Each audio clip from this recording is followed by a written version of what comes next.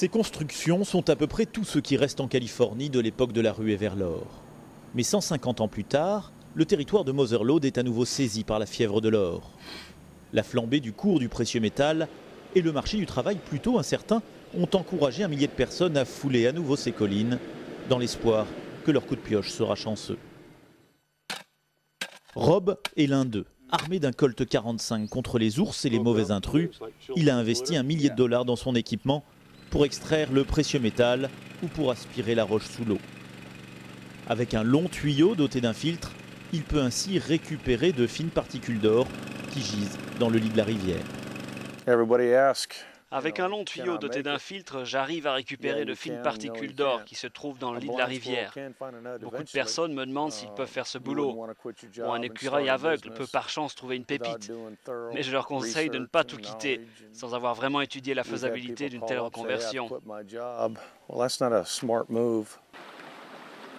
La plupart de ces nouveaux chercheurs d'or ont un travail dans de grandes villes comme San Francisco et espèrent trouver ici un complément de revenus. Mais ils réalisent vite que cela n'a en fait rien de facile. Je suis venu ici pendant plus de 4 heures. Regardez ce que j'ai trouvé. J'aurais gagné plus d'argent si j'étais resté au travail. Une véritable industrie s'est à présent développée autour de la prospection avec ces entreprises de location d'équipements qui proposent même des formations. Tout cela est bien plus élaboré qu'aux premières ruées vers l'or, mais en fin de compte, une chose n'a pas changé depuis l'époque des pauvres piocheurs du 19e siècle. Les marchands de rêves sont toujours là pour profiter des naïfs et des perdus. Rien n'a vraiment changé, même si les méthodes sont un petit peu plus sophistiquées. Des gens commencent à louer des terrains qui en fait n'ont aucune valeur, mais les terrains partent très bien.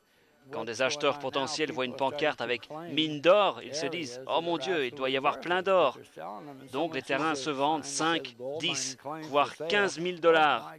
Vous pouvez les exploiter pendant un an, mais ils ne vous rapportent absolument rien.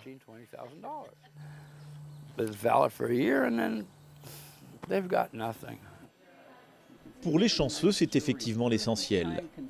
Les joailliers, eux, fondent ensuite l'or ou le vendent à l'étranger, spécialement en Inde. Le précieux métal jaune y est avidement recherché pour tous les objets de mode. L'an dernier, Rob a acheté une parcelle de terre pour 50 000 $, convaincu qu'elle contenait de l'or. Il pensait avoir achevé ses recherches. Il est clairement sur la bonne voie, car seul 1 pour 1000 des prétendants à ce nouvel Eldorado ont la chance d'avoir un jour dans leurs mains une véritable pépite.